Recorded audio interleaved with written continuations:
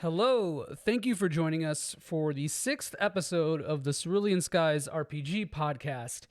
This is a weekly podcast aimed at the myriad of RPG subjects that we here at Cerulean Skies are passionate about. So it's aimed to be a mix of produced podcasting and live stream discussion. So we always encourage folks to engage with these talks, whether it be in the Twitch chat, on the Discord, or through other aspects of social media, aka just Twitter, because I hate everything else. I'm your host, Joey, and today I'm joined by newcomer Roland. Hey, everyone. And John, whom you may know. Hello. Of Super RPG Friends fame, even. Famous across the internet. Fame, something. Infamous. Yeah, exactly. But yeah, and because you guys are new to this podcast, although John and I have podcasted before, because we're buddies. But yeah, as we always try to do with new contributors to the show, we're going to be talking about your guys' favorite RPGs to get a feel for each other's preferences, even though I obviously have a little bit of an idea. But additionally, our subtopic for this episode will be the question of how do you approach getting into a new RPG series or existing RPG series? What is your order? Do you end up going through a whole series or just individual games? We'll define the term scrimblow for Roland, because I think he's new to this term, at least in the context that we use it in. Yeah, because I'm definitely aware of scrimblow elsewhere. yeah, scrimblow elsewhere. It confused me at first, too. I love scrimblow elsewhere. That's so good. All right, but before we get started, John and Roland, y'all are new to the podcast, so what can you tell us about your internet presence? What might we know you for? Roland, we'll start with you. Sure. I've been part of nerd communities for decades at this point. Was really heavy into the original Fire Emblem communities back before it even came out in the States. Huh? Before Serenist Forest, I was part of the Fire Emblem Sanctuary of Strategy. I remember that. I do remember that. That's the OG. Yep. Okay, we'll talk about that later. You got my attention so fast. Recently I gained the moniker of Mecha Dad. I've joined some giant robot and gunpla building communities. I'm the Mecha Dad. I've got 2 kids, and I'm pretty happy about that. But mostly you'll just find me on Twitter musing about random JRPG and giant robot bullshit. So that's me. Hell yeah, man. That's good shit. What about you, John? Me? Okay. Well, you did a throwback, so I'll do a throwback. I used to write codes for the Game Genie Code Creators Club.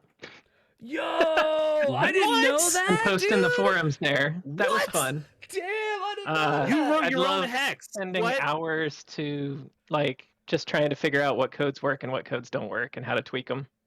So that is that was fun times. But I don't have much of an internet presence now other than Super RPG Friends. So I limit my internet footprint, I guess. I do work for Microsoft, so I do work in Office 365, mostly the Power Platform right now. So sure. That's what I'm known for at the moment. Wow. I've known John for about 1.5 years now. And for some reason, we never discussed that.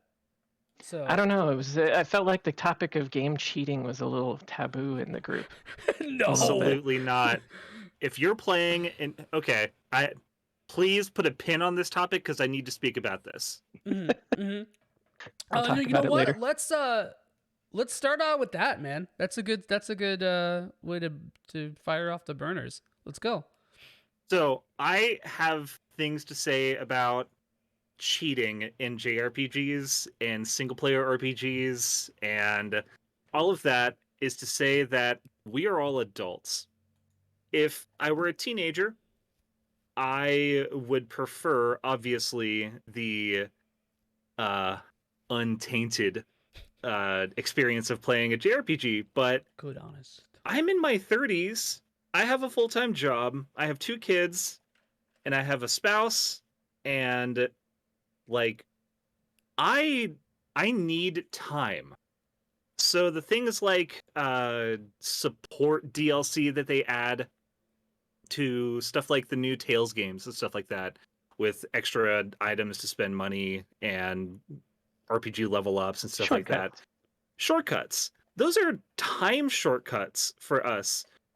I am not against them. The thing that I am against when it comes to the DLCs are stuff like costume unlocks for games that used to have costume unlocks for doing something cool in a game. Yeah, I missed that. I don't want to spend $5 on a skin that I didn't work for.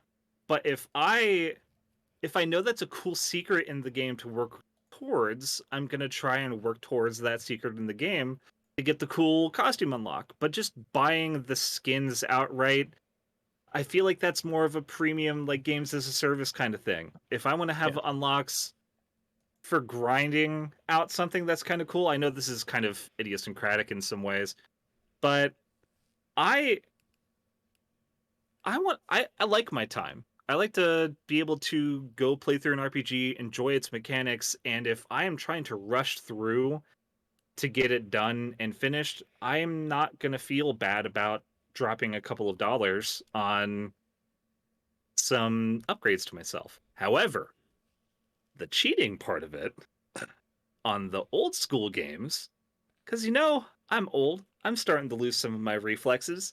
Putting some cheat codes into some old platforming games and maybe some old strategy RPGs that are fucking miserable to play, I might put in a couple cheat codes to give myself some little extra stat points. Might almost call them quality of life improvements. Quality of life improvements. You could argue that, yeah. But I also like absolutely breaking the game. After I've played it once, I like going through it totally broken, which is why I love New Game Plus as a mechanic. Yeah. We can put a pin on New Game Plus as a mechanic if you want to, or we can go right into that. Let's put a pin on that because I have some things to say about this too, and I'll try to apply it to RPGs. John, did you articulate your points clearly there? Because do you still use Game Genie? Is that still something that you do? I mean, do they even still have Game Genie for the newer systems? They have Cheat Engine for pretty much everything else now. Yeah. Or that kind of stuff. I know you could hack a Switch and use all kinds of cheats on that, but that's going to give you a good chance of getting banned. Yeah. Well, the biggest hack that the Switch didn't want us to have is running games at like actual playable frame rates. So it's wild how that works. Yeah. It's wild how I hate the fact that Nintendo has so many amazing games and IPs locked behind a garbage system. Oh, I'm sorry. I wasn't supposed to say that out loud. Preach. No, you said the quiet part loud, but the part that needed to be said loud. I'm with you on that. Oh, Six. First of all, I want to give a shout out to Six because 6 2/3 in the chat. Frequent Cerulean Skies contributor. Because he has been going through hell and back, cleaning out pools after the destruction of Florida. And the man is probably as overworked as John always is, but combined with physical labor. So it's a mix of, it's power. So thank you, Six, for coming and hanging out with us. So I appreciate that. Also, if anyone wants to let us know how the audio is, please let me know. I'm still trying to work on the desktop audio leveling. So if everything sounds cool, if everyone's too loud or someone's too quiet, just let me know. I will fix it. But yeah, that aside, out of the way, I think it depends. The concept of is using cheating a bad thing? I think it just depends on what you want your experience to be, right? Like, I personally don't use that kind of stuff. Like, I'm playing through Bayonetta right now, and I heard about the climax bracelet that you can get, and I'm like, no, I'm not going to use that. That's going to be broken. It defeats the purpose of an action game to me. But that's because that's the experience I want to have. Hey, if you want to use that, I don't care. And I don't think that, people are quote unquote lesser for, like using a cheat, buying the DLC, et cetera, et cetera. Although I do think buying the DLC to make the game easier is a predatory thing, but that's beside the point. Yes. Like looking at Atlas here, man. Look at an SMT5 here with that one. Oh boy. miss the beating the game, getting the cheat code like Resident Evil, where you got the infinite rocket launcher. Right. You know what I mean? Yeah, and That I kind of think stuff. right, and I think that like that's cool if you want to do it because like sometimes you just want to play the game and that's it. You just want to have the experience of the story. You just want to fuck around and find out. But to me, I don't like getting broken without having to work for it. And this isn't always the case, but I just think it affects the way you interact with the game, and I feel like it affects your discourse, right? Like, so for example, really good example, SMT5. We'll bring that back up. If you're like, oh, you have to grind, you don't even have to grind in SMT5. You just buy the DLC, and it's like, okay, yeah, but that's not the game. Like that's not the base game itself. You can't be involved in discourse on difficulty in games if you remove the difficulty by buying levels. Exactly. I was trying to say that more diplomatically if possible, but like, yeah, I agree. I think it changes the way you interact with that discourse for sure. And I don't think that there's like, yeah, because it's like, okay, for the climax bracelet in Bayonetta. So have you guys ever played Bayonetta? Yeah. So it just lets you witch time forever. No, the Wicked Weave. So like the end of yeah. But either way, you do an insane amount of damage that you're not supposed to be doing. Like even the best Bayonetta. I have a funny story about that. I'll come back to that. Hell yeah. But like, yeah, I mean, it's like playing the hardest difficulty with that on and being like, that was easy. It's like, yeah, it was easy because you used the thing that breaks the game, right? And that's fine, but you don't get to call it easy if you use the thing that breaks the game. Like, yeah. So that's where I am on that. And what's the story that you have about? So that? You say Bayonetta, I'm going to bring up Devil May Cry 3 for the PS2. I did the cheat to unlock all of the costumes and all of the game modes because I just wanted to see what was available. I was borrowing the game. I didn't own it. So I got all of the costume unlocks and I started playing with the characters that they give you and all the different fun costumes and stuff like that. And I saw one that said Super Dante and it looked really cool. So I just went with Super Dante and I played through the entire game and I got to like the 15th, 16th level or something like that. And I was like, man, this is really, really easy comparative to when I was first started playing this game. What's happening here? And then I realized, my dumb teenage self, when you pick Super Dante, you have unlimited Devil Trigger powers. Oh, yeah, that's busted. Yeah, okay. Hell yeah. Oh, man. Actually, give me 1 second. I'm going to kiss my kids goodnight. Oh, that's a wholesome moment. Wholesome reprieve. That is wholesome. Wholesome moments. And speaking of, well, I'm going to defy wholesome moment here. Chatmanly405 says, and thanks for tuning in, man. I appreciate it. But what if my parents are flush with cash and all my friends have already beat the game? You don't want me to be as cool as not be as cool as my friends, do you? And to that I say, hey man, you do you. If you want to lie, you do that. I don't think that like you haven't played the game if you used a cheat or whatever. I just think I'm never going to say somebody hasn't played a game, and I'm not going to ever say that somebody hasn't played the game if they played something on easy. It is all about difficulty versus it's the curve, right? It's the difficulty versus fun. And if I'm just straight up having a bad time playing hard, I'm going to pop it down to normal or I'm going to pop it down to easy. I'm going to say the same thing to people who are wanting to be part of the discussion. I'm never going to yuck your yum. Like, enjoy games how you see fit, as long as you appreciate the vision of the creators, of the original directors. Like, don't badmouth the game for being easy after you've cheated on it. That's and the key really is an all I want. enjoyment. Yeah. Like, if you ratchet it down to enjoy the story better, okay. If you ratchet it down too much, though, you might get to the point where it's boring. Yeah, exactly. Because there's zero challenge.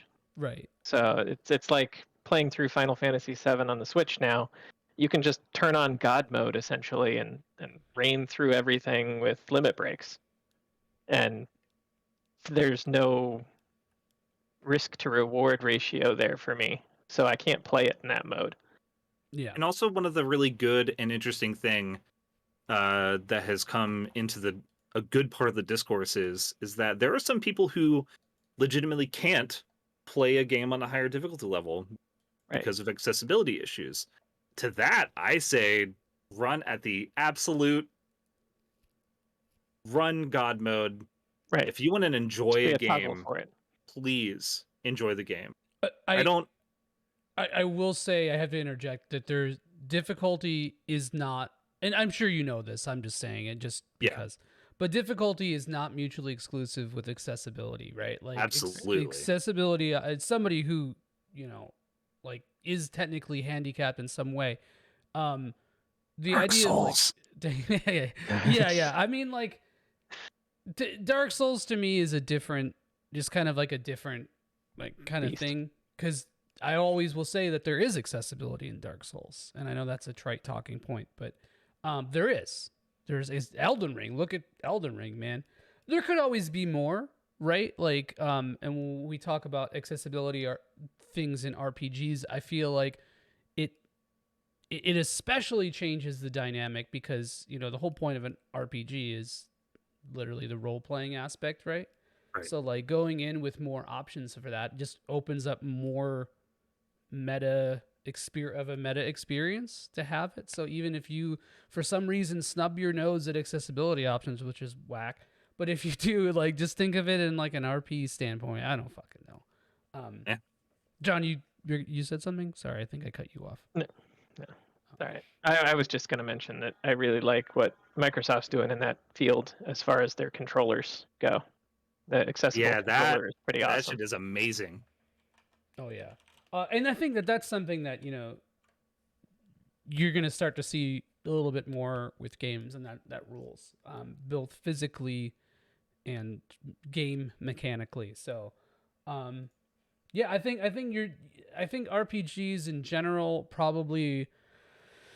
I don't know. I feel like they're not exactly breaking new ground on this front, right? Because, like, to me, like something like turning off random encounters in FF7 or the God mode, to me, those are not accessibility options. Those are just those are letting players of the original game come back to it just so they could get their nostalgia fix, and just enjoy the story.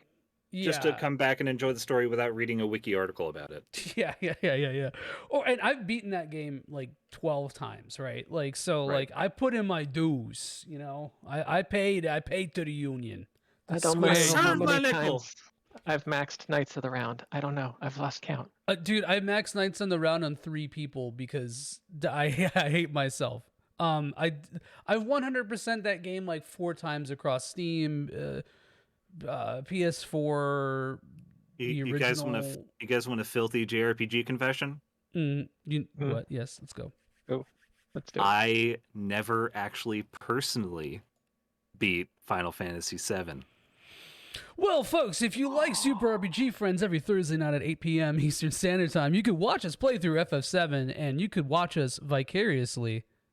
I have played through Disc 3 all the way to the last area 3 times, and so funny. The thing is that I have seen both of my brothers, my old roommates, my old friends. I have seen them all play and beat the last boss, and I just sat to myself thinking, I don't have to sit through that myself. I've already seen it. I've witnessed it through osmosis. That's fine. Experienced it.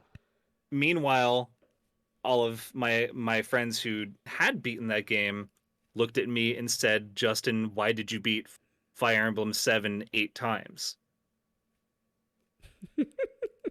Well, you got to do Hector hard mode. You got to do Elliewood hard mode. You got to do normal, Hector normal. I did over a 3-year period from the day that it released in the United States. I had already beaten it once in Japanese because I didn't think it was coming out in English. Oh man. So that is me and Chrono Trigger. Yeah. Well, you play I Chrono played Trigger that in enough to max Japanese? stats. I see. Damn, that's fucked. 'Cause Yeah. I got damn. Yeah, I got all the really into the whole thing. Like I got really into the whole Fire Emblem thing even before like Roy and Marth were in Smash. It was really lucky. I've got a good story to tell about that. We'll talk about that in the history part of the cast. Mhm. Cool. Yeah, I think I have a lot to say about Fire Emblem too, but I have a question real fast that I'm gonna throw to John. And this is sort of like a devil's advocate question. I don't know. I always play the bit of the guy who raises their hand in their philosophy 101 class and says, "I don't mean to play devil's advocate, but you do. and he's a fucking but he does, and he's a fucking loser. Um, but so he did not actually beat FF7 himself, but he vicariously watched people vicariously did, right? And like he said, Yeah. through osmosis. In your opinion, John, does that count as beating the game? I don't see why not. He put the effort in up to that point. Feeding the final Multiple boss times. is minimalistic effort by comparison to playing the rest of the game. But then the question comes up of, is there really a difference between playing a game and watching a game? Mm-hmm. And I feel like a lot of that. Yeah, go ahead. I've never played Phantasy Star 4, but I sure the hell enjoyed watching Frank play it in Super RPG Friends. And through that, I feel like I played it, or I don't need to play it because I've experienced it. But It's John, you interesting didn't for max me. everything. You have to max didn't everything. max everything. You didn't I know. complete it. You didn't pull a Gerard on it, man. That's my new life, is that I have to accept that I can't max everything because I just don't have time, and I've got a backlog that is staring at me and could probably crush me at this point if I just dropped it all on myself. Dude, I have 120 hours in Xenoblade Chronicles 3 right now, and I'm not even close to completing it. I still Damn. haven't played any of those yet. Dude, they're so good. They're sitting on a shelf. I could just I had a could little talk for hours. scrimblow with Xenoblade 3. I beat it in like 40 hours. Jesus And Christ. on You hard. just skipped all I of just the extra didn't. shit, huh? No, I didn't. No, I didn't. I really didn't. I got all the I didn't do all the side quests, but I did all the hero quests and all the Okay. big quests. Okay. But I like literally didn't sleep. Like my existence for like 2 days was I did sleep, but not much. Was like eating instant noodles and being like, I need to know what happens. I need to know. It's like All I that need Mark to know- Anthony song. I need to know. All I need to know, Joey, is that did you cry for chapters 5 and Bro, 6? chapter 5, man, that's like a top. No spoilers or anything. I don't, because John hasn't It's- played it. But I'm just gonna I say won't say it's anything. like the best piece of JRPG writing I've seen in a decade. It's there, yep, I said yep. it. I mean, I think I said almost something very similar to that point, and I know Solstice in the chat here will agree with me and us on this. But John, that's your homework for this evening. You need to play all Play four. through all three. All four. 3 of them. Four. Don't Oh, stop. 4, torn it. Yeah, yeah. Actually, I haven't played either of the DLCs or X. I should probably go do that. I own all of 4.5. them. Mm-hmm. X is good, Mhm. man. I put X maybe. I am third. just desperately really hoping good. for an X port to the not Switch. Put it on the Yeah. Switch 2. Yeah, if it's Give us a coming, fucking it's Switch not. 2. Yeah, if it's coming, it's not going to be for the Switch. I think the amount of work necessary to retool that game and all the rights issues with it, with the music, the soundtrack. It's. I don't think we're going to see a port this gen, but I think it's possible in the future. I think it's more likely that we'll see a sequel to it than a port. But hey, I'd love again. I think I said this verbatim on this podcast a couple times. I would love to dine upon my own ass here and eat my words here Eat your own booty like groceries. Yeah, exactly. So I would love to eat those words. And speaking of tasty words, usually what we do with this podcast is we talk about our favorite RPGs and where our tastes align or coincide, and then the things kind of flow from there, right? So John, we'll start with you, man. What are some of your favorite RPGs? I am a big Square Enix fan. I will admit that. Chrono Trigger is probably my favorite all-time RPG. Um, I just loved the story. I loved the new game plus aspect. I loved the functionality of multiple endings. Uh, Frog is my man. I I have love a his frog theme song. up here somewhere. He's over there. so good. He is so good. But close second would probably be Final Fantasy VI, because that was one of those games that as a kid I got to rent a lot of games. I didn't get to buy a lot of games. And I always hedged my bets on saving in slot 3 that no one would bother to, arrow down that many times to erase it. So I had several weekend rentals where working through Final Fantasy VI was, I just prayed that my save was still there when I got back. Incredible. Any others? You had one on your list Ah. here that you didn't say that I wanted you to say. Well, I did say Phantasy Star was pretty awesome to play through with Super RPG friends. I like weird game mechanics too. Vagrant Story and Parasite Eve were pretty cool in that respect. And one of the weirder games that I do love is Azure Dreams. There it is. You said the words. I know have it's never played it. I know it's wild. It's got a little bit of dating sim in it, which it wasn't the biggest part I was interested in. I loved the randomly generated tower and how you got equipment, and every time you go in, you get a little bit better equipment and a little bit higher in the tower and a little bit better equipment over and over until you can actually beat it. I don't know what dopamine receptors that was hitting, but that's exactly what that was doing. Like that shit straight in your veins. Exactly. Hell yeah, that's a solid ass list. And Azure Dreams, I didn't know that it had that Game Boy port until you. I guess it's like a remake, sort of demake. It demake probably be a good word for it. It had very similar functionality as the PlayStation game. A sidequel, yeah. But yeah, I never played that. So that was interesting. We talked a little bit about that on Super RPG Friends, and John owned it and showed a bunch of pictures of the box and the manual and stuff. So cool stuff. That's on my list, my always growing list of things that I need to play. But yeah, I always find weird Game Boy remakes of stuff to be interesting. Like there's a Battle of Olympus that was only PAL for Game Boy.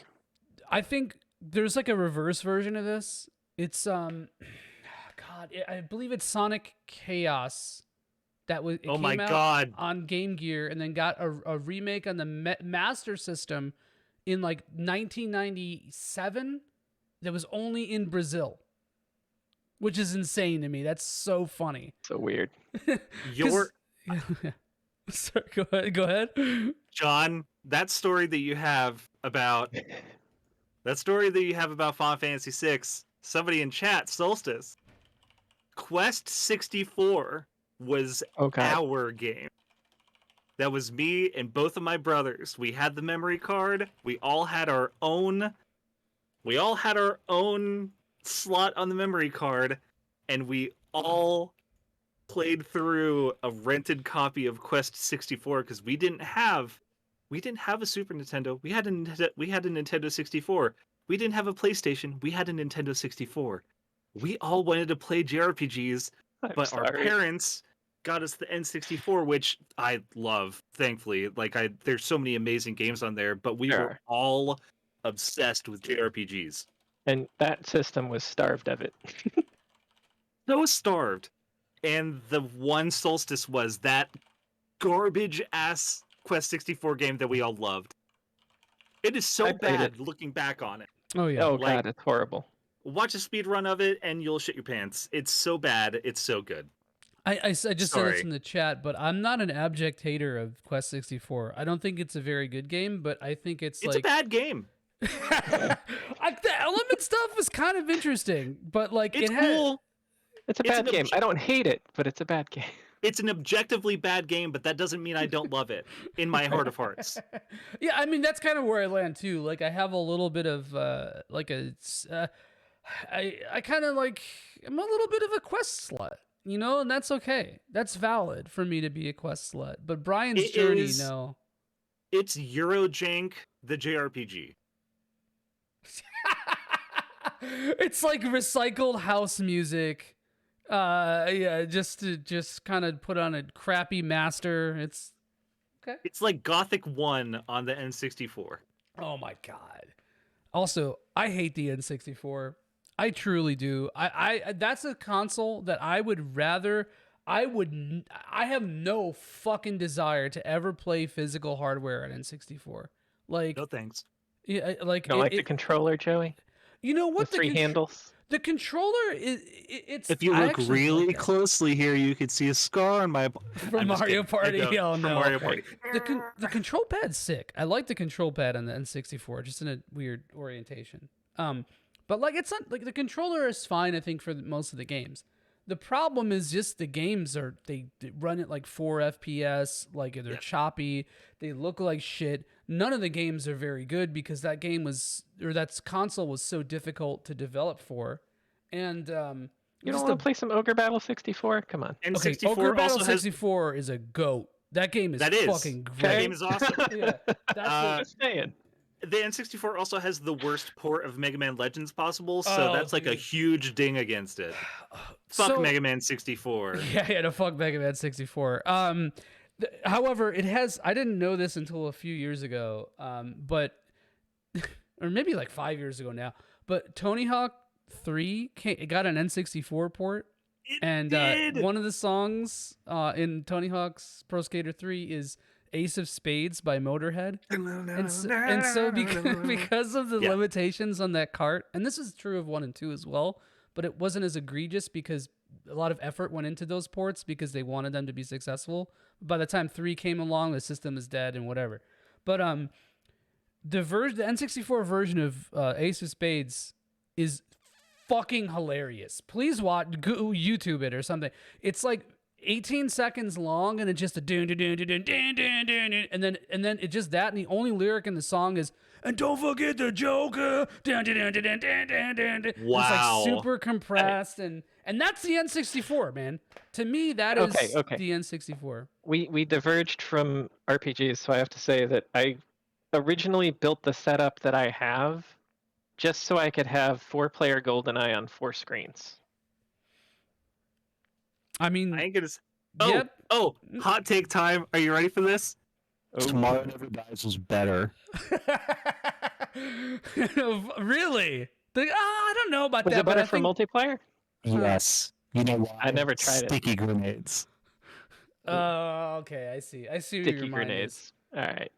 My hot take is Perfect Dark shits all. It completely invalidates GoldenEye. Oh, of course. Like in I just every way. love proximity mines and sniper rifles. Yeah, of course. Also, playing Odd Job is just It's just jerk cheating. off motion slowly. right? Yeah. But I'm yeah, glad. anyway, I'm glad that they're remastering GoldenEye, but continue. but yeah. Anyway, N64 hate aside, because I always have to cleanse my system of that a little bit. Yeah, we didn't get to you, Roland. What are some of your favorite RPGs? A really good segue. I'm amazing at this. Yeah. I have played too many. I'm gonna go by the ones that I have the highest hour count in because I feel like that's a pretty good indication of how much I've personally enjoyed a JRPG. I am gonna say this. I am a filthy every single Fire Emblem game stan. My email address for the last 20 years has been Lord Sigurd because of the main character from Fire Emblem 4. Was that your Serenus Forest username? It was my Serenus Forest and my Fire Emblem Sanctuary Strategy I remember name. that name. Okay. All right. Here we Yeah, I use like Lord Sigurd has been like my thing. Horse dad, like Sigurd is my horse dad, has been like a long running joke for myself. My screen name Roland. My name is not actually Roland, but the name Roland was taken from Fire Emblem 6, not knowing that it was based on the circle of Charlemagne's knights, and I went and I did some familial research. Yeah, dude, I am so ready for that English mainline appearance and Engage. I'm going to lose my goddamn mind. And if certain people's uncle at Nintendo's leaks are right, if they come out with an actual remake of Fire Emblem 4, I will piss and shit myself. It's shitting, pissing, and farting. All with Shitting, Ds. pissing, vomiting, like all of them. That will happen, and I'm gonna invite so many people to the barbecue. We're gonna have a great time. We're just gonna be sitting next to my fire pit. Everybody's gonna have their Switches in hand, and I'm gonna be crying and pissing and shitting and farting shitting forever. and vomiting. Yeah. It's coming. It's coming. That's a real thing. It has to happen, and I'm really excited about Engage. I really loved Three Houses, but a long time ago, my Fire Emblem experience was started by a friend of mine at school. He was a senior in high school, and I was only in 5th grade, but he was like the king of the nerds And at the king school of that I went grooming. to. Thankfully not. Luckily. Yeah, I've been friends with him for like decades now, but he was just like, "Oh, look at this little nerdlet. I should help him." And he gave me a mini disc, like the GameCube size mini disc, and he said, "Go Okay. take this home and put it in your computer. Have fun."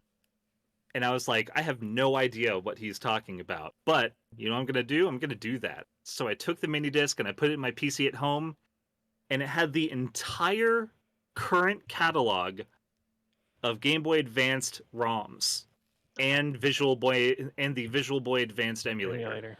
My man. And I sat and I just was playing through 400, 500 different ROMs that he had on there, and a bunch of them were in Japanese. And wouldn't you know, one of the ROMs on there was Fire Emblem 6, The Sealed Blade, which is the game that starred Roy. So I had played Fire Emblem 6 before Roy showed up in Super Smash Bros. Melee. And I was like, oh my god, that's the guy from Fire Emblem! What? Man, that's so hipster. I fucking love it. I love that. It's probably the most hipster part of my... Oh yeah, also, Fire Emblem 4 Remake, first M-rated Fire Emblem. Yeah, I would say that could possibly be the case if they don't baby it up. That'll never happen. I wish. Jeez. Because we know Sigurd fucks. He canonically fucks. He canonically fucks. Every character in that game canonically fucks. I mean, with if you Fates let and them. Awakening, you can't prove it. You can't. Yeah, prove it could just be wibbly wobbly, history. timey wimey shit. It but could be, all history. Mm-hmm. So the game out of the entire bunch that I played the most was Fire Emblem 4, but I played that in Japanese like twice, and then I played it with a half-baked English patch for a while. And Fire Emblem 7 came out for the GBA in Japan. And I was like, heck yeah, let's play another one. Let's go. And then a year later, we got the actual English release for a Fire Emblem game in the United States, and I just lost my mind. I couldn't believe it.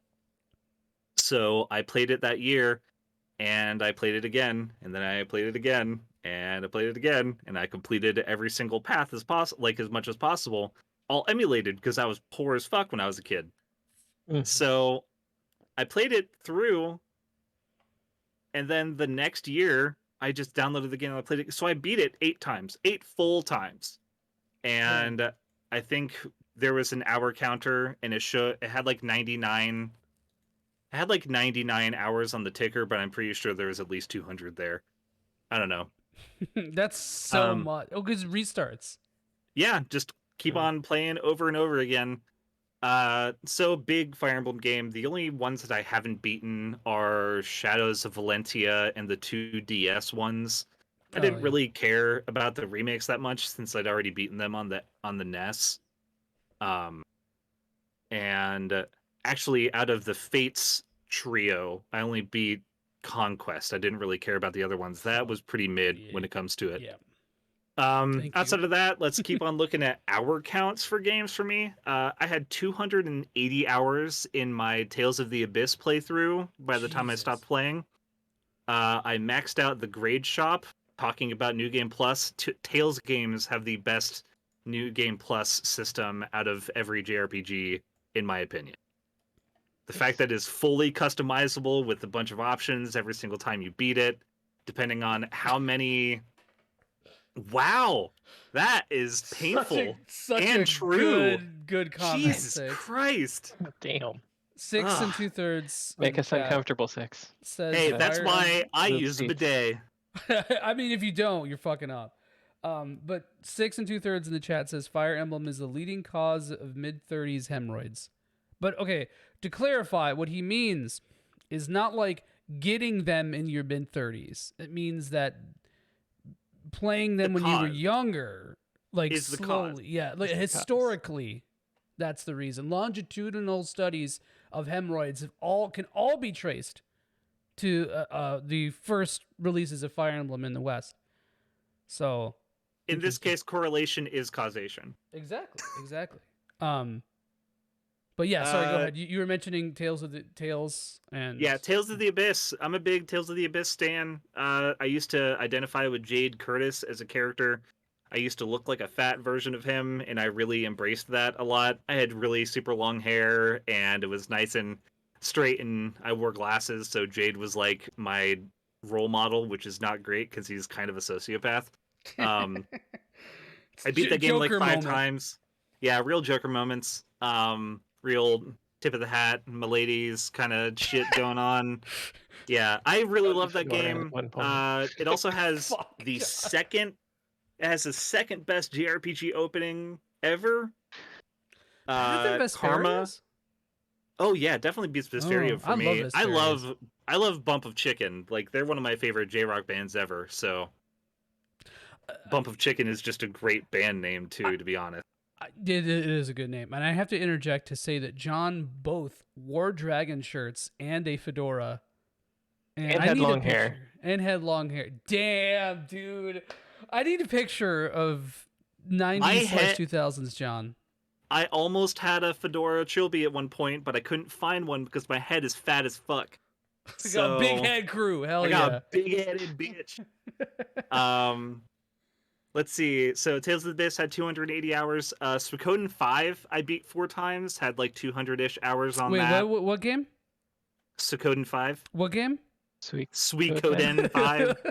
Suikoden. Sorry, that's been a meme with us for a while. I just Suikoden. What about them YS games, Joey? Oh, yeah, I love Yes. Wise. I love Wise. Wise. Wise. Wise. Talise, the Talise of series, excellent series. Isn't the actual pronounce Ease? It's ease. Yeah. Ease. He, Okay. John was trying to send me into overdrive. Like he was Convulsions. trying Beautiful. to make this. There it is. That's what he was trying to do. There we go. This is what he was trying to do to me. But, Real Joker moment. but I am smart. I didn't take the bait. No. Big fan of the Suikoden series. Also, obviously love most stuff by Squeenix. Chrono Trigger. I am a filthy Chrono Cross apologist, and Scars of Time is the greatest JRPG opening of all time. I will not argue this. Scars of good. Time is the Yasunori Mitsuda is one of the greatest RPG music composers of all time. It beats out Libera Fatalis. It beats out all of the Final Fantasy openings. Scars of Time slaps. Scars of Time Tactics is slaps. the only one I would. Tactics Like, is comes in my close. Tactics is in my top 5. Okay. For openings? Yeah, in my Okay. top 5 for opening Just clarify. tracks. I see. Also, Final Fantasy Tactics slaps. Like me, both of Good my as video brothers games. and one of my friends that used to live with us, we had a collaborative Final Fantasy Tactics file where we all had Ooh. personal units in the game that we named for ourselves, and we all would sit together and do the story together. Like we were about it. We made memes about our own characters when we were like preteen. I It was love amazing. polycule Final Fantasy Tactics. Polycule Final playthroughs. Fantasy Tactics run-throughs. A big topic on Twitch. This is a big. thing. I'll need to make that trend. Big SMT fan. 2 through 5 are masterpieces. Really love all of them. I didn't get to actually finish SMT 1. I love Super Robot Wars games. Obviously, love my giant robots. It's what I talk about on Twitter the most. And too many more. I've played hundreds of JRPGs at this point, and the only reason I don't play more is time constraints. Like, honestly. You should be interested in this. I played through every Mega 10 game from the Telenet Digital Devil story Wow. to Persona 2. And I played a lot of the modern games too, but a couple exceptions. Didn't play a lot of the ports, of games. The mobile games, which some came out a little bit after that, I didn't touch. And like Gaiten, Megami Tensei, that I couldn't really play through that, and I didn't finish Devil's Summoner, but the first one. But I got the Jesus Demon, and that was all I needed to do in that game. That's all you need to do. Just live it. Just live the crucifixion. But yeah, so I played a little bit of that. I played through fucking the Famicom version of both of those Digital Devil stories, and then the Kyaku version on Super Famicom. Yeah, those are fucking rough, man. And I don't have to play it again after that. I think you don't I put have in to. my time. I wish I had Joey level time to play games.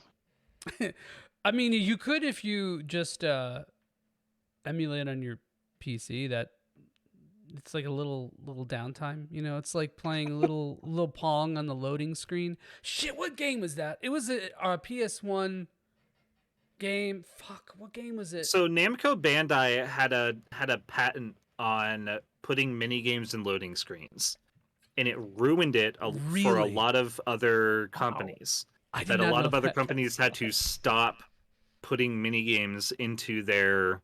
They had to stop putting mini games into their loading screens. I did not know this. Yeah. Yeah, that's a really good piece of trivia. Damn. Yeah, they got the patent for it, and some companies skirt around it, say like 3 houses with a little loading icon that you can use the gyro to move around your biolith back and forth, but otherwise there's no like. They used to have games where you could play Galaga. Right. Like, I it's like the reason controlling the head in Katamari. Yeah, like unless it's a Bamco game, you weren't getting that anymore, which really sucks ass. But because it used to be a really, really big thing for a lot of JRPG franchises too, to just have a little fun little thing and platformers and all of that other stuff. If I'm ever on the show again, I want to bring that up again because I'll get more of the facts about it. Yeah, that's really good. I can't think of what game it was, but my girlfriend and I were talking about this not long ago, where you can, maybe it was Grandia. No, it couldn't have been, because that's Konami, right? Or it's if it's an older Konami. one, then it could have had it on them. Oh, it's a more recent. This is a more recent development. It was like 2004-ish or something. No, it wasn't Test Drive, Mikhail. I don't know. If my girlfriend's watching, she'll probably remember. But yeah, that's really interesting. I did not know that. Great piece of lore. So we learned so much. JRPG lore. From John's lore to this lore. It's so great. But wait, John, just personal lore. Just personal lore. Yeah, but you know what? Lore's lore, baby. I'm gonna book to write about me, bitches. I'm gonna get a tattoo that says, it's like in a typical like basic bitch font, and it looks like it says love is love, but it just says lore is lore, because that's just lore is lore. Star Trek fans are furious at me now. But John, did you ever play Fire Emblem? Are you a Fire Emblem guy at all? Not. I own several recommend. I have a play order if you're ever interested in I'm it. curious. Yeah, what's the first? This leads into a next topic. Like, play so order? let's talk about when it comes to Well, I knew that we were going to talk about emulation at this point because a lot of these really are going to be unavailable unless you do emulation. But at this point, it really is you play Fire Emblem 7 first. You play the first English release of it, and you get a feel to what the story is. And if you find that you don't like Fire Emblem 7, you go up ahead and you play Awakening. So for those of us playing at home, which is 7? Fire 7 Emblem. is Fire Emblem Yeah, in the United Just States. Fire Emblem. Reka no Ken in Japan. Yes, Reka no Ken. So for like the GBA?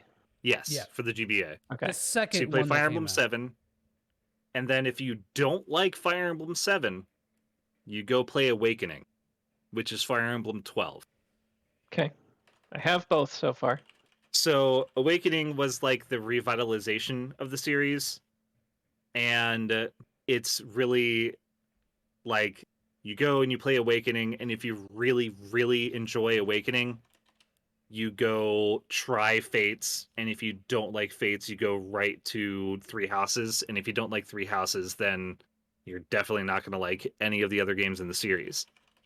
If you play 7 and you love it, you play the sequel. You play 6. 6 really doesn't 6 has some issues with a difficulty curve, and but it is the chronological sequel to 7. Yeah. 6 kind of So- booty, to be honest. 6 is Path- rough. Path of but- Radiance and Radiant Dawn as well. That's my Those- suggestion. Yeah. That's So honestly- if you like 7 and you like 6, then you go play Tellius. You play 9 and 10. And if you're still hanging on, you go back. You can either play 1, 2, and 3 on the original systems. You can play the remakes if you want. But I sometimes don't recommend. Oh, also one of the things above there, where 6 is rough around the edges. There is a really, really dedicated fan base of people who have completely and totally retooled the game to have all of these same quality of life changes that 7 and 8 had. Oh, And you can interesting. go back and play retooled versions of Fire Emblem 6 with the new character classes, the sprites, and stuff like that. Updates to character growth and stuff like that. The ROM hacking community for Fire Emblem is next fucking Oh level. yeah, Level. It's I got a comparison here for you, Solstice, that I think you'll appreciate. Fire Emblem 6 is the Arc of Nepishtim of the GBA Fire Emblem games, man. I swear to God, it's crusty, but part of the crust is kind of necessary.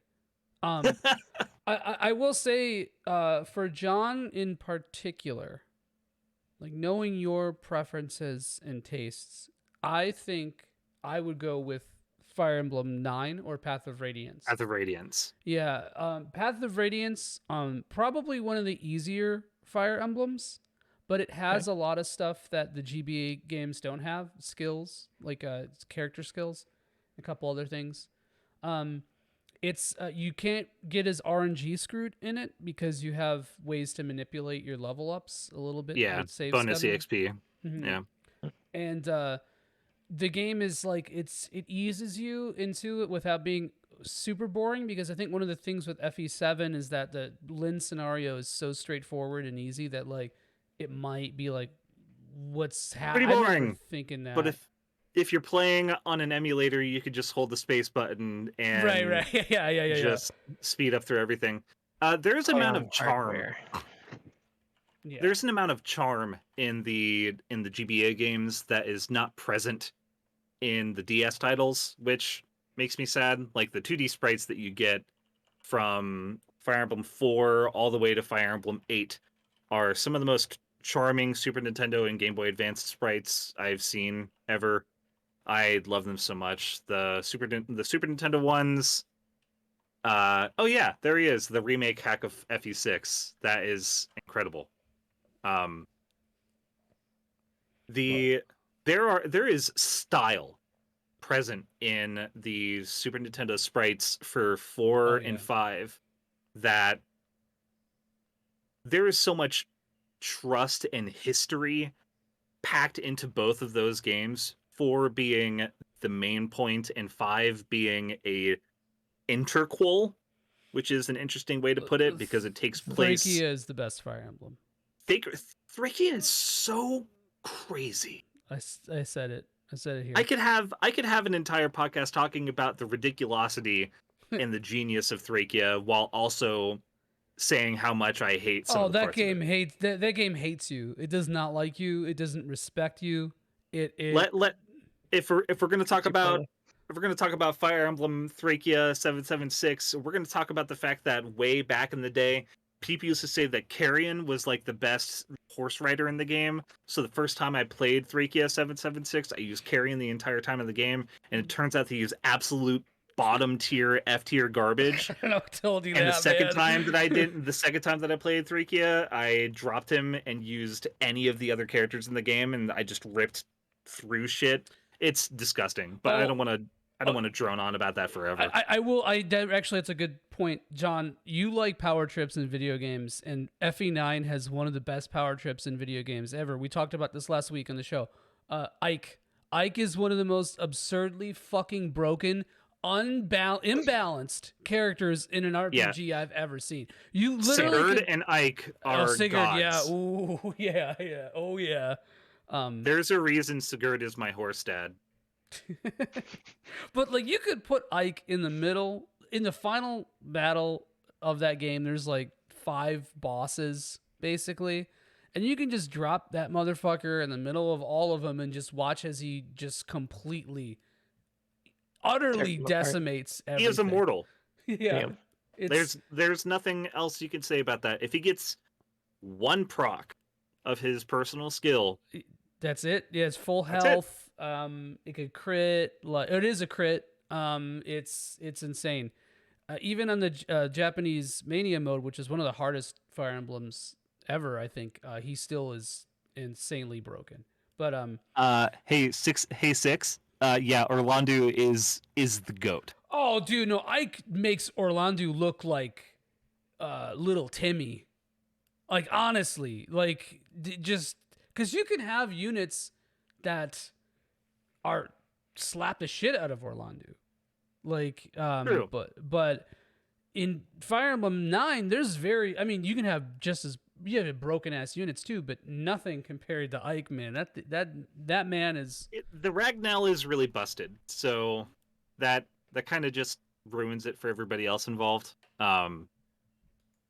But if we're also talking about busted units in Fire Emblem history, we're all talking about Seth from Fire Emblem 8. Seth is, dude. You know what? I've gotten RNG screwed on Seth so many times I don't even use him. Like, ooh. But sorry, I don't mean to go too deep into Fire Emblem. He's just better than all of the other Cavaliers in the game. It's disgusting. But either way, I don't want to get. I don't want to drone on further about this. But speaking of Fire Emblem, John, what is your favorite SRPG or TRPG, whatever works? Final Fantasy Tactics, because I haven't played a whole ton of SRPGs or TRPGs. Ooh. Okay, that cements my I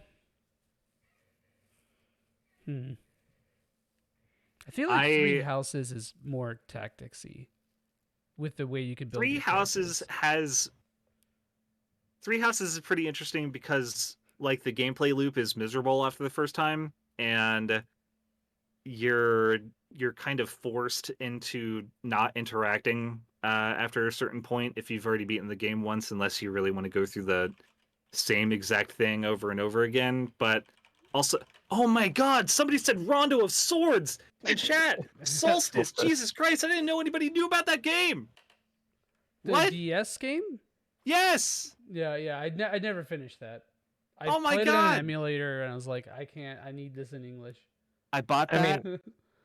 I bought that for my high school graduation, and that game is a treasure. He does have a Radiant Dawn. It kicks ass. The other ones I've played have been like Ogre Battle. And Ogre Battle is really good. I enjoyed the hell out of Ogre Battle, both for Super Nintendo and PlayStation. I played it in both versions. Bro, there's something like Ogre Battle. Ogre Battle is one of my favorite games of that generation. It's like one of the most unique weird, engrossing games I've ever played. Like I'm looking forward to the new re-release because I never actually beat the previous PSP port, so I'm looking forward to playing it again. Tactics Ogre though. That's Yeah. different. Yeah. Same like world and story, yeah, but like different game, like horrendously different gameplay. Not that sounded pejorative. I didn't mean it to be that, but just completely different. Jean d'Arc. Oh, I never played. Oh that. man, the PSP game. Yeah, that one was good too. Oh man, that's a throwback a little bit. Not that I'm talking about 30-fucking-year-old games or anything like that. Yeah, Jean d'Arc was a surprise for me. I got really deep into PSP RPGs pretty fucking hard. Because it was so easy to hack. That's why. Yeah, exactly. Me being the poor person that I was. Lunar Silver Star Complete had a Pong on the bonus disc. That's what it was. Oh, That's okay. Was it like an uncovering a picture Pong? Yeah, I think so. Mm-hmm. That's okay. I was trying to remember. But yeah, sorry, didn't mean to interrupt. It settled. So it wasn't a loading screen. I was wrong. I misremembered. Gotcha. I fucked up. Bonus game. But yeah, I figured I'd ask that question before we talked about series because I feel like a big thing that happens. Oh, this is a good segue. I'm a genius. But I was until I called attention to it. But a big thing that happens when you start a series of games is, people have their different preferences, right? As to where to start. Some people will start at frame 1, the very first game. Some people will start with like the most accessible game, the easiest game, or the one that's the best or whatever. There's a lot of different idiosyncratic ways to get into a series, right? And I think like trying to probe you to see which Fire Emblem would be good to start with is very telling, I think, of this kind of concept in general. Because John, you're not really are you like more of like a start from the beginning kind of guy? So that's an interesting question because I used to be. As I've grown older and as I have less time for gaming, I'm starting to be more choosy in what I'm playing. So I'm starting to ask people, hey, what's the best game to get into this series with? Or what's the best one out of it? Because I may only have time to play one of the games of the series. I talked to Nick about SMT, and he had me jump into 5, and it's been pretty enjoyable so far. But I hadn't played any of the previous ones. Yeah, I think an SMT 5 is a really good way to start. I think if you've never played, phenomenal starting point. Such a good way. When it comes to starting points, it really is based on how interconnected are the games, how are they chronologically based. Man. Oh, thank you. I love you, baby boy. Do you know this person? I assume. I do. Okay, all right. I was like, damn, that's like that's one thing that has not happened in chat ever with Cerulean Skies. We've never had anyone just flirt with a guest, but I figured there's some nepotism. We give each other the vapors all the time. The bots are at it again. The vapors. Got his ass.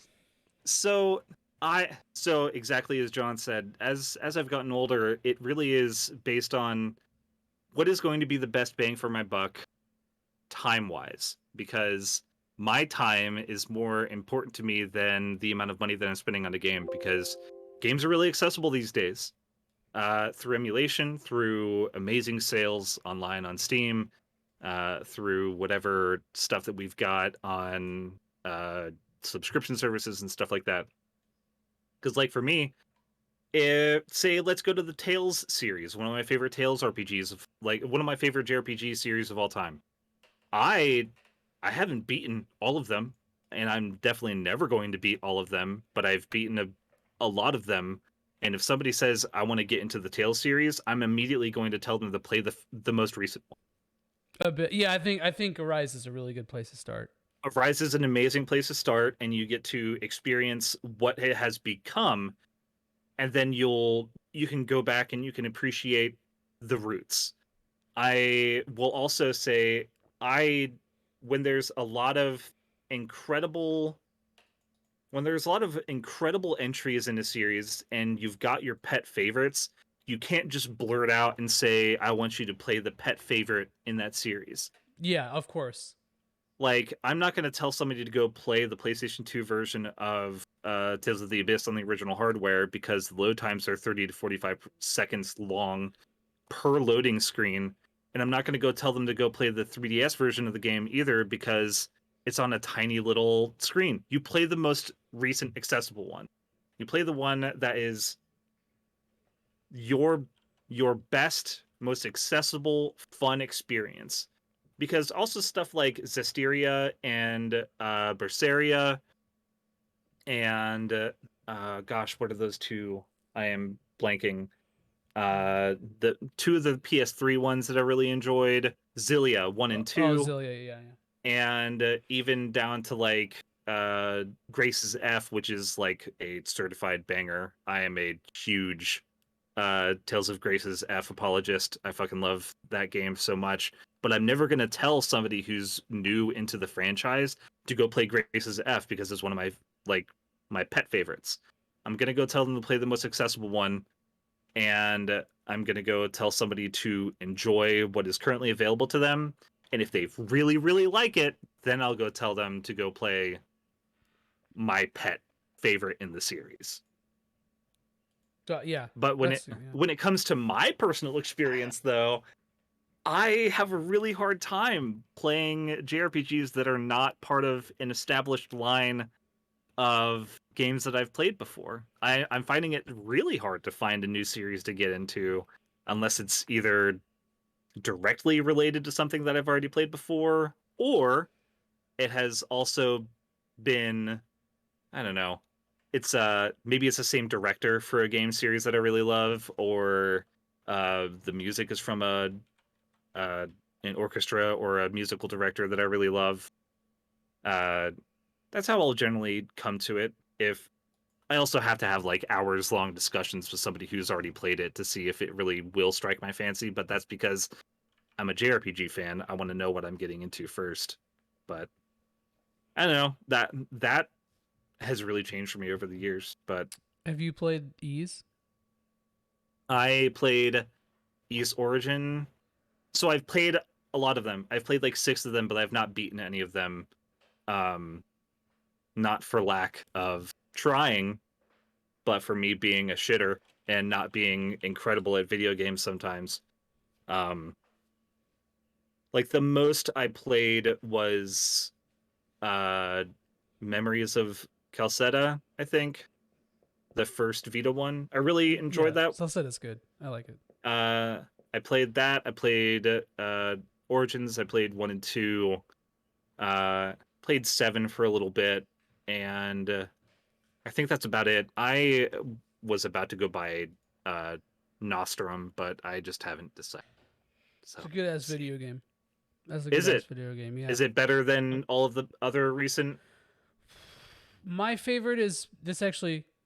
Sorry, Jen. I was going to throw this to you, but this man just gave me a perfect opportunity to. He fed it to you. That's okay.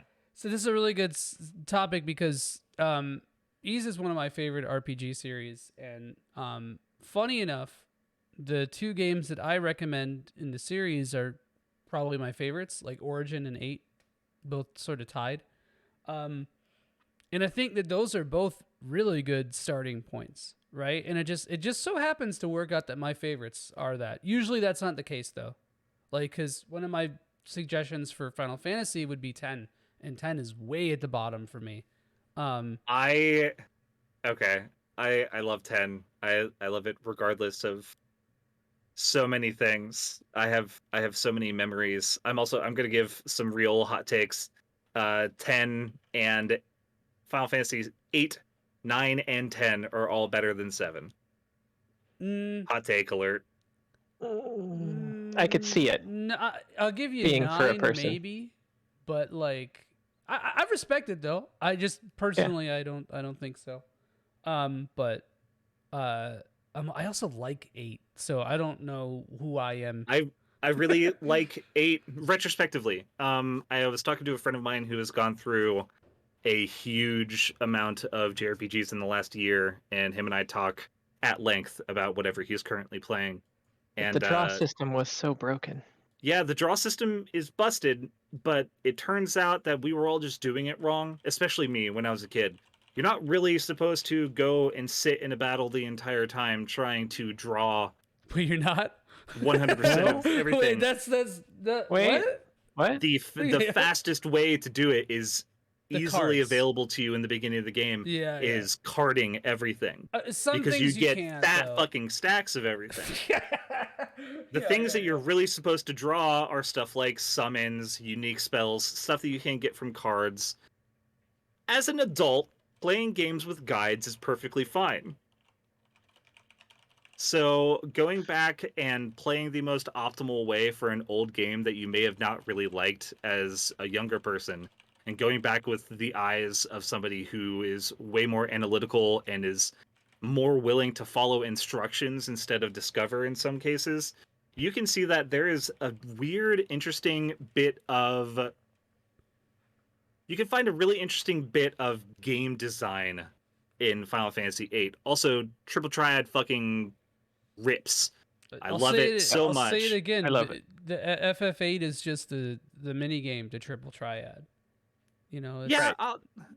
So there are The mainline game is Triple Triad. yeah, exactly. It's called Final Fantasy Triple Triad. 8 was just 8 it's not has really a lot of entry. as they said in the chat, 8 has a lot of issues with pacing and some bad narrative decisions based on studio constraints, because 7, 8, and 9 were like playing, hey Josh, you're wrong. I mean, anyone who says 8 is better than 7, like, immediately, like, has my ear. I don't know if I agree with it, but I respect that a lot, because I think 8 is, like, just such a silly little game. And it's like, you just have to appreciate the absurdity of it. Whereas 7 is just a normal game. Play that game all over again. 7 is a normal ass Final Fantasy game. It is really par for the course, but it's also the first one in 3D. There's a lot of really incredible parts that come down to the music in that game is incredible, but I am a crazy ass person saying that I love the music in Final Fantasy VIII significantly more than 7. I'd play 8 again just to hear Man with a Machine Gun for the first time. Yeah, Man with a Machine Gun is just one of the best video game songs ever. Like, tracks ever. So, I feel like not a lot of people know this, but the original PC version of FF8 had a slightly different soundtrack because it was like all MIDI. And listen to the if you could find it. I don't even know if it's on YouTube. The original PC version of Man with the Machine Gun is like bad porn music.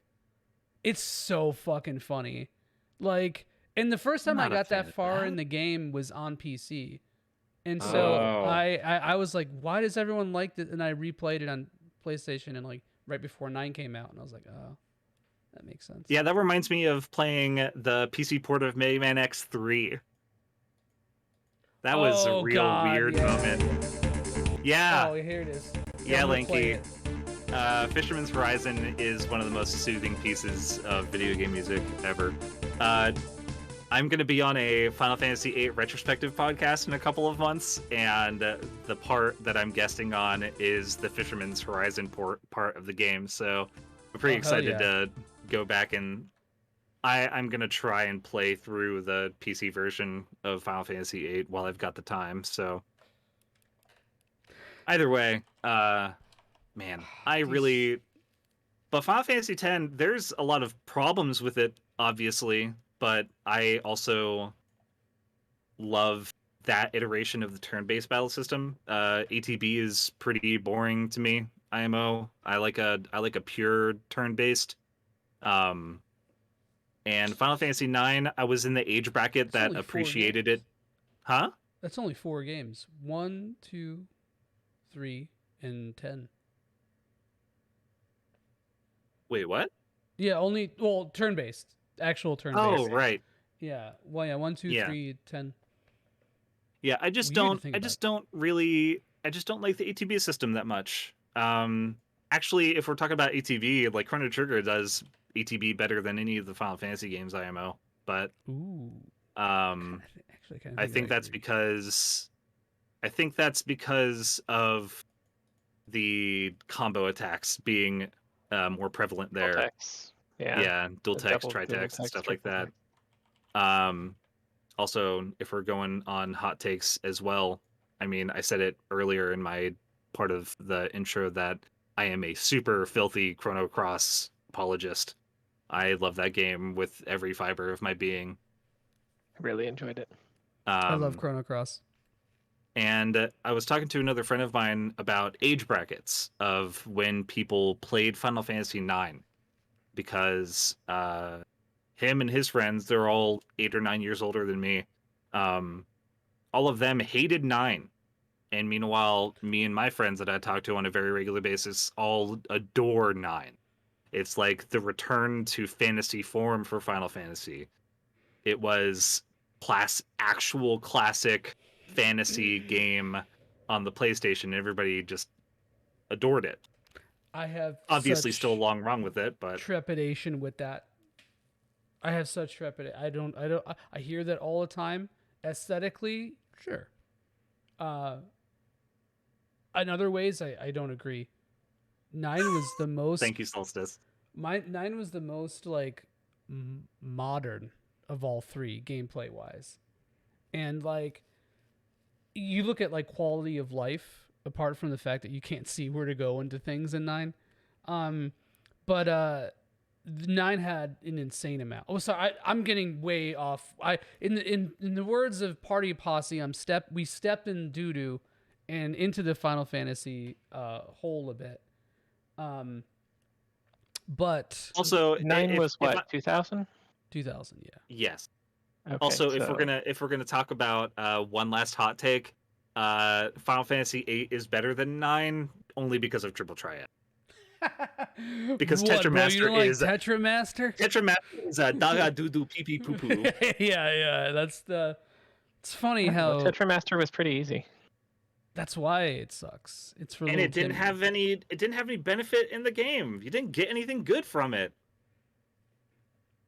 Yeah, it's not interactable. Garbage. It's not if the mini game is not interactable with the main game, I don't think I want it. You know, just jump some rope. Yes. Yeah. Also, right. PTSD. I mean, yes, you could be like 8. Nothing. You could be like Squall and shoot some rope instead. But like in 9, you're forced to be jumping it. So it really that's why 9 is worse. Okay, I listened to that man with a machine gun clip. That's awful. I'm not going to do that while I'm in here. I'm not going to do that while I'm here because I don't want to hurt myself auditorily. I did play a little bit of it for the stream, so I'm sorry for anybody whose ears are now bleeding as a result of this unfortunate accident. But I do want to circle back a little bit to the topic at hand. That we were talking a little bit about, RPG series and how we get into them. So I guess, John, do you find yourself, because I know that you usually will collect a series, right? Like you'll do your due diligence to collect a series. Yeah. With the thought that one day I'll play them if it looks interesting. Yeah. But, we all know how that works out. No, I believe, man. I don't want to, you never know what the future may hold. It's my retirement plan, is just to play RPGs. There it is. But I could have retired with my JRPG collection, but I sold it because I was poor and I didn't know that all of my games would appreciate in value. Go through the roof. Yeah. I mean, I always knew, but I didn't. I have a lot of the stuff I had when I was a kid, but I did sell a lot of stuff, and I do regret that. I mean, I have most of the heavy hitters still, luckily, but I didn't think it would be as big. I had good copies of Path of Radiance and Radiant Dawn, and they're both going for $300-something right now. Radiant Dawn isn't as bad, but it's still like $100+ game usually. Okay. But Path of Radiance is like, ooh man, that just keeps going up. And my copy is pristine, and that's a game I would never sell because I just love it. It was a big. It's beautiful. It's such a big thing for me. I have a lot of stupid consumerist feelings attached to those games. But yeah, anyway, sorry. I traded in games once to GameStop, and I regretted it ever since. Yeah, I feel just that. one time. I feel that all it takes is one, man.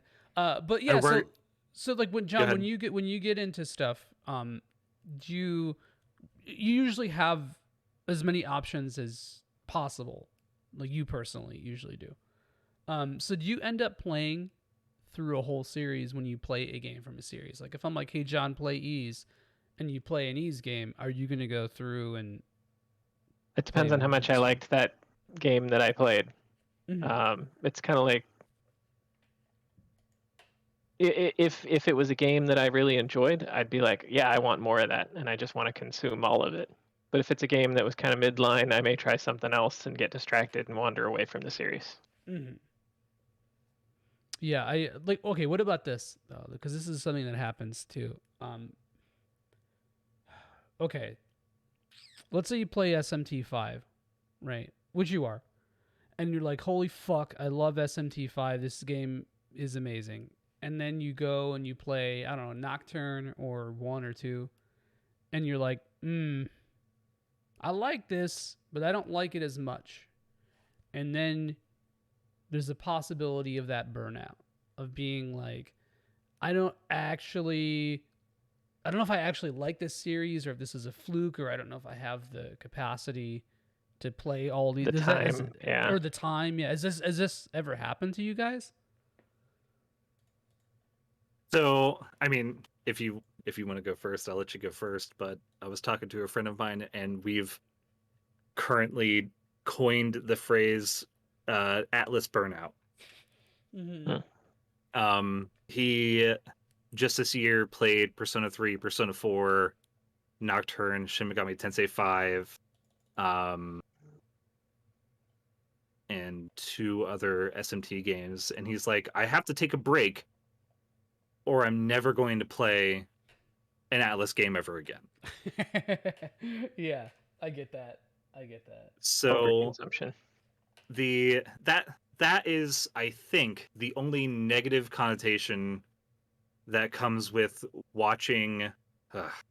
That's the only negative connotation that comes with starting with the most accessible version of a game, because when you start with the most recent, accessible, great quality of life version title in a series, it's downhill from there.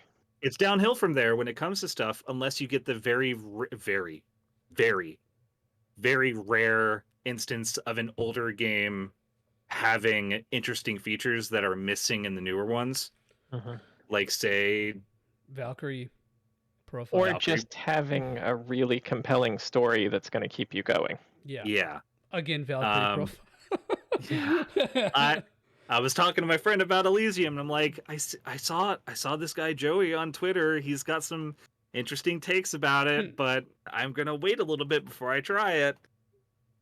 But that's like going back, and one of my intro title to the Fire Emblem series is Fire Emblem 7.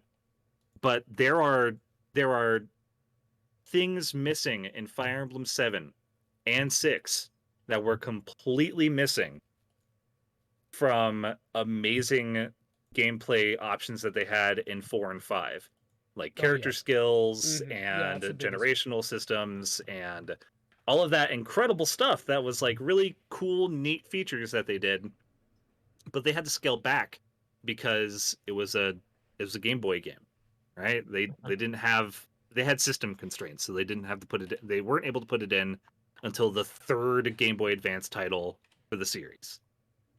Now, that's obviously an incredibly rare scenario.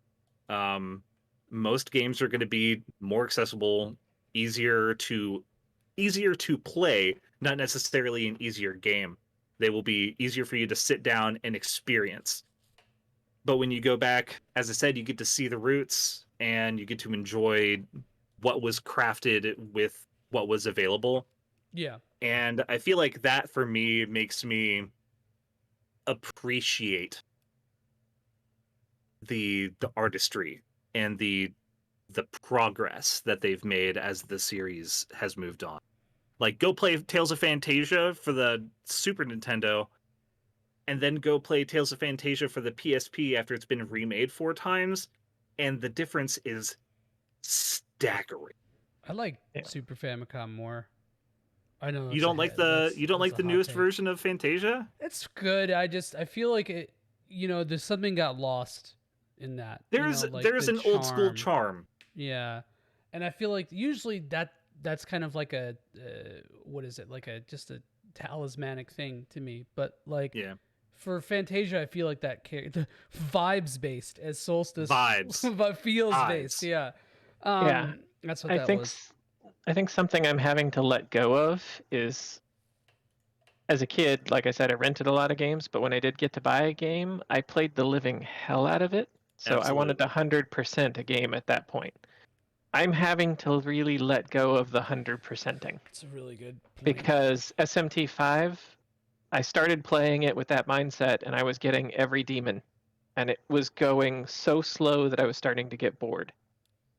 So I really need to let go of that and just enjoy the game and play it, and not try to get literally everything. Yeah, I think that's something to be said of a lot of people, and I think I'm sort of like, I was very similar to you with that too, and I think that carried into my adult years a little bit. I mean, I have all these games here that I haven't played. I definitely buy a lot of stuff that I just buy because it's cheap, and the fallacy, I'll play it, Yeah, someday. Sunk cost, baby. Yeah, right. Sunk cost, yeah. But that being said, like a big thing that happens with me is that I like to, if I really like a game, I like to 100% it. A big reason I have not played the Yakuza games is because that's an enormous time sink, and that's Good luck. 7 games I have to platinum, and I heard those platinums I hear are a lot of work, and I'm like, sign me up, baby, let's go.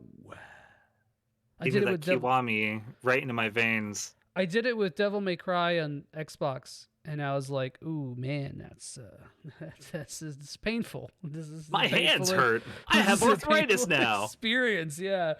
I did it with Trails. Got all the achievements when I was going through them, and I don't know. Sometimes it's best just to let go. Like find the one that really clicks with you, and then do that, and just go back later. But I think it really depends on the experience that you want to have, and I think that's ultimately what it is. If you're the kind of person who likes having that big chunky 100%, whether it be extrinsic or intrinsic, I guess it's all technically intrinsic, right? But even still, like, to have that 100% on a save file or on a trophy list or an achievement list is a big thing. And John, I think that you're a secret achievement slut. That's what I think. You wouldn't know it by looking at my gamer score. Yeah, Same but like here. In your heart of hearts, the 100% burns, and I got a platinum on World of Final Fantasy. Oh yeah, dude, platinum. that was rough. The mini game and that was rough. Yeah. I have a platinum on one game, and it is Dead Cells. Oh, that's a fucking hard plat. I have that as well. Oof. That is a very hard plat. That is the only platinum that I have, and I 100% am unable to get it again. Dude, the 5 boss themselves thing. The game has changed so much since it first came out that I am actually unable to play the game the way that it is currently coded. Because it is so much different than what it was at release, where I sit down and I'm like, oh, I got a platinum in this game without parrying a single boss. Oh yeah, because no, I did use the parry actually a little bit, but it just there's too much shit on 5. Yeah, because of all of the balance changes that have happened in the game now, you are required to learn how to parry. And when it first came out, you could do stuff like ice arrows, ice blast, traps, and all that stuff, which are still really useful and available in the game, but they just aren't as effective as they first were. So I guess I had a cheesy plat, but Yeah, it's still hard as I'm fuck, gonna dude. accept the cheesy still plat hard as as my fuck. one trophy. Again, 5 boss stem cells is one of the hardest things I've ever done in a roguelite. Like, have you given yourself achievements in games to go after? Like, I rebuilt the castle in Dragon Quest Builders. Oh, I do. Yeah, I always have the things. Like, my thing is, like, if there's no beat a boss without getting hit trophy, I'm doing it. I did it in Valkyrie Elysium. I'm like, this is gonna happen. My biggest JRPG thing is if there's a true ending, I'm getting it. Same. So like 10-2, you got 100%. Yeah, I'm not going. I'm not Chet going Manley's to play. Screaming. Yes, I did that just for him. Yeah. If they're like all the Suikoden games, like I'm gonna get all 108 stars every time. Hell yeah, bro. If they're like Chrono Trigger, I'm gonna get all of the endings there. Nier Automata, I'm gonna get the final ending there. Like I had to scream at some of my friends to say, "Don't fucking give up when you've done ending A. You missed the rest of the game." Yeah, dude. You know what? Like, I kind of blame the developers for that because it's just Yoko Taro being Yoko Taro instead of just being like, this is the full game. Don't think of it as ending one. Like, I get it, but like, yeah, no, the game is that's like doing the first part of Dragon Quest XI and being like, I beat the game. It's over. Well, Actually, I'm about to start that for the first time this month. Pretty excited. It's a good ass video game. Because John's that was a lot Dragon of time Quest sunk. Yeah. Yeah, it's coming out to the game catalog on PS5, so I'm just gonna get it there because I already pay for it. So why not? Why not? That was Dragon Quest was a series I struggled to go back and play some previous ones of because as a kid I only played 1 and 4. Dragon Quest I missed 1 2 and 3. was well, Dragon Warrior. My brother is in the chat. Funny enough, that was our first JRPG. I think that was. See, and that's one of the ones I loved hacking codes for. I ended up making a Game Genie code that you started a new game with like 65 grand and you're carrying the princess. Wow. Like right out of the gate with a new game. Damn, that's like, wait, hold on, that's fucked up because you start. I don't like that one damn bit. Yeah, John, I don't like that one damn bit. That's like you walking up to the game and just going dab on him and just completed. But it's like a dab that hurts your neck in the process. Well, the princess was only partway through the game. Oh, that's right. Yeah. That's right. Kill the Dragon Lord. Is that still like I can't remember in Dragon Warrior 1, you never actually got any teammates, right? No, right. It was just you. Okay, it was just you. You need a trusty sword and armor. But we are actually kind of running out of time now. I don't mean to interrupt or interject, but one thing I'd like to do before we run out is we already did this with poor sweet John because we attacked him for not playing Fire Emblem. But is there an RPG series that one of you guys have not played? Trails. Okay, that's a really good one. Trails. Okay, so here's my thing about Trails. All right, you know the games are all connected, right? It's the way I like to describe it is an MCU situation, right? So obviously the best place to start is the beginning. I think it's unequivocal. But if you're gonna play Sky, because I don't really like Sky 1 that much. I think it's kind of like blah.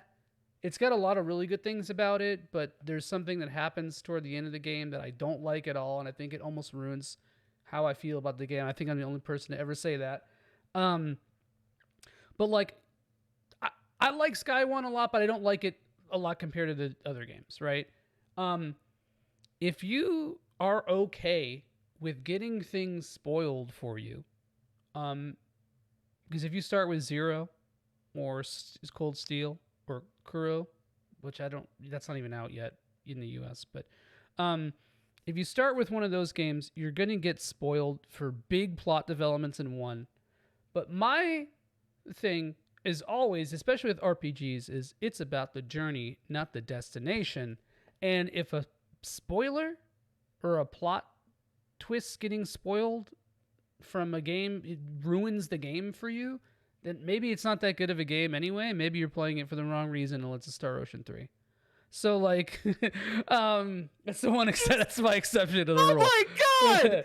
Oh man, that is the most deep cut shit. Oh my god. But oh boy. But yeah, so my thing is like, okay, so if you start the Infinity Saga in the MCU, right, and you're like, and you start with, I don't fucking know, Captain America, Winter Soldier, you're missing a lot of stuff, right? You're gonna get things spoiled for you, but it doesn't really matter because you can still go back to the first movie and it's still good, you know, like, well, that's subjective, but like you can still enjoy it. Like getting a plot twist ruined is whatever. I mean, you miss out on a lot of world building and cool shit if you start with Cold Steel or Zero, but like I feel like, you know, it's not a linear thing, and if people who make it a linear thing, it's almost like a form of gatekeeping, right? Like you don't have to enjoy things the same way. People are like, well, when trailers is like a book show, it's like, fuck off. It's not that fucking deep. Eat my ass.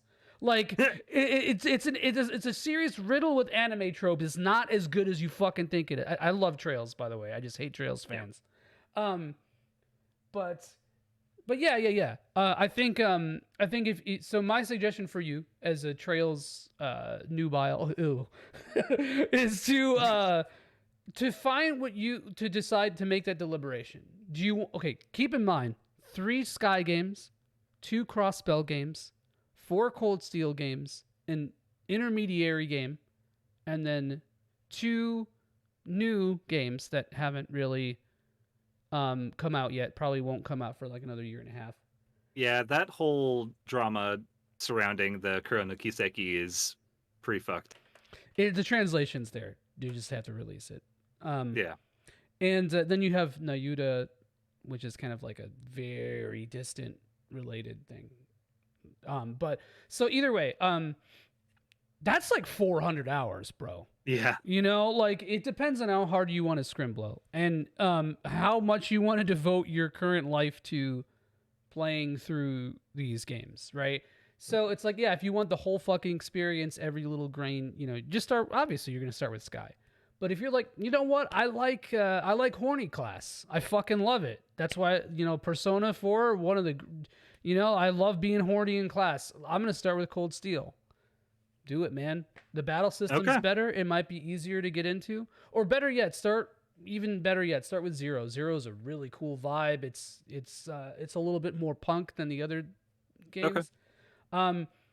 But yeah, just know that things are going to get spoiled for you. You might be a little lost on things, but the games are designed so you can start with the first game of each arc. So yeah, that's my spiel, and I think that's all right. Thank you for setting that up. I have not played a Yakuza game. Have you guys played Yakuza? I have witnessed many Yakuza games. I have not personally played any. Shit, I'm trying to think of that's on my list. Trying to think of another series because. What's another? I thought you played everything, Joey. I thought I played most things. I played every game. No, I can't really think of like. I'll play the Suikoden games. Oh, you know what?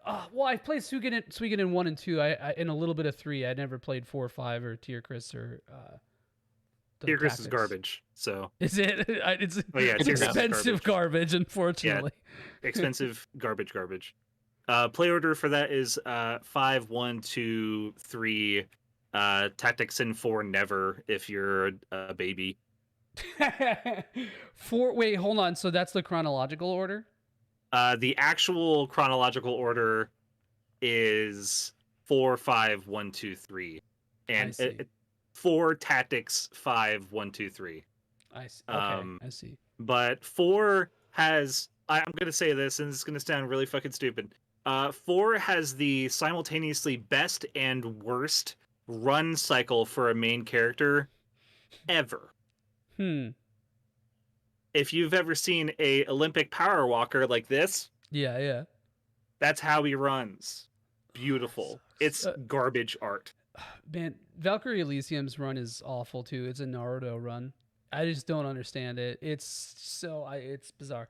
Okay, that's actually a good point. Maybe I'll play 5 instead of 3.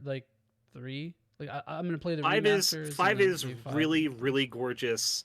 If you have a decent PC, play it with 4K textures and 60 frames a second. Run all of that emulation extra stuff on there, because a friend of mine just showed me some footage of him playing it, and it looks like a late cycle PS3 game. Dude, when you run everything on it. I did this with Xenosaga, and it looks like a Switch game. Like, if it's kind of sick. I mean, Xenosaga 1 is ugly as shit to me, but like it looks like the quality of a Switch game.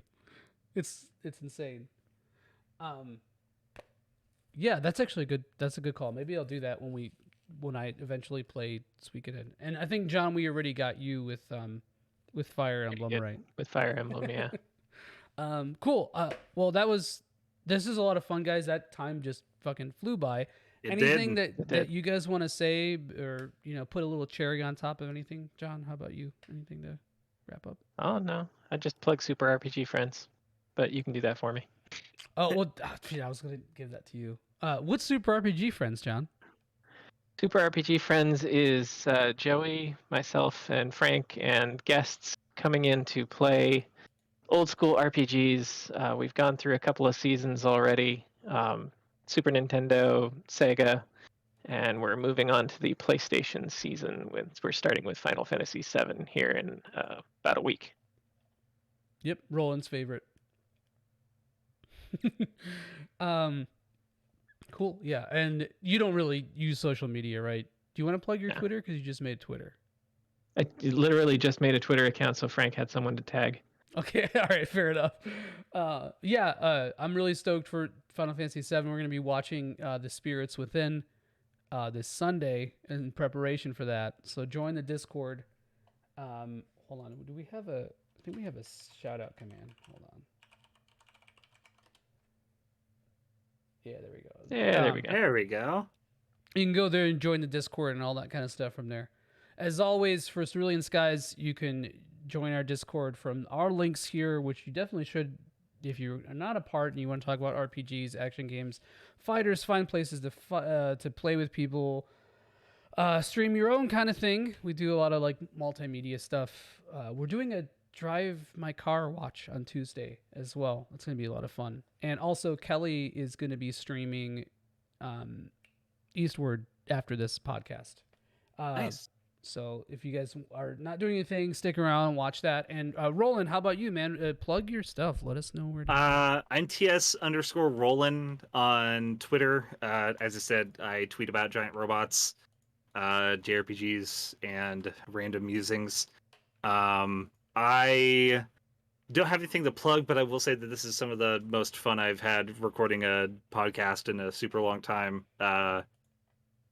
I could talk about JRPGs forever. There's always something to talk about. There's something... I mean, they've been magical to us ever since we were kids for reasons. That's... Oh, yes, thank you. Easy 8 is... I am a big 08MS Team simp. If robots had dicks, I'd suck Easy 8's dick. I mean, they can. Damn. There's no law that decrees they Easy cannot. 8 is my favorite Gundam design. I mean, I've got the little guy up there. I'm looking to try get a master grade model kit from about 10 years ago. That'll be my first master grade Gunpla.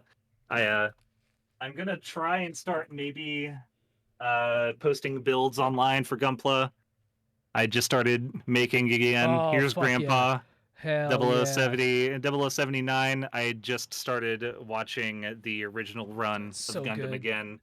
I hadn't watched it since the Toonami run, so it's been 20 years. So that's actually kind of funny you bring that up, and maybe I'll plug Cerulean Skies more with this, but Solstice has been getting everybody to like somehow go back and watch a bunch of Gundam. So he's been very successful with that, and there's been like a weird mutual rewatching of the original series across my timeline and my circles. So hang out in the channels and do whatever. Glad to be part of that, because it holds up. 0079 holds up so much. It is honestly one of... I mean, 0079 is... It's aged, obviously. It came out in 1979, but 08MS Team is straight up MASH, the Gundam series, and it's fucking incredible. Yeah, that's so true. Well, shit.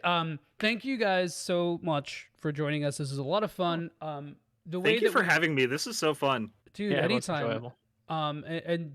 Obviously, you guys are around. We interact. We know each other. But for other people in the chat, if you're just watching, if you're lurking, let's get that Discord link out. Hold on. I just had one. I literally just had it in my clipboard, and I don't know what happened to it. But yeah, Using clipboard history. Oh yeah. But it's like, hold up. I'm a dumbass. Okay, so anyway, here's the Discord. If you guys want to join, if you're interested in being on the RPG podcast in the future, basically what I'm doing with it is I'm having people who have not been on this podcast yet. The first, I don't know, however many episodes, however many months until it gets tiring, is kind of introducing new people to this podcast and talking about stuff like we did here now, whether it's very free form. We have done a couple episodes that are a little bit more directed. With Solstice is on one with Live Alive. We did a big analysis of Live Alive. It's a lot of fun. Hopefully in the future we can have some kind of balance of both. Maybe we do this twice a week. Who knows? Who sees? So yeah, if you're in the chat, if you have not participated in something like this, but you would really like to, that option is always available for you for Cerulean Skies, and you can always find the VOD, the video on YouTube if you're listening on Spotify or any of the other audio/podcast sources. That's the place to check. You get to see our pretty faces. You get to see John's wonderful, majestic beard, and Roland's Gunpla. So thank you guys again. Was an absolute pleasure having you folks on, and hopefully we'll do this again sometime. Sounds good. All right. Have a good one, everybody. Thanks for coming in, and thanks for having me. Fuck Fuzzy the jump pickles. rope and FF9.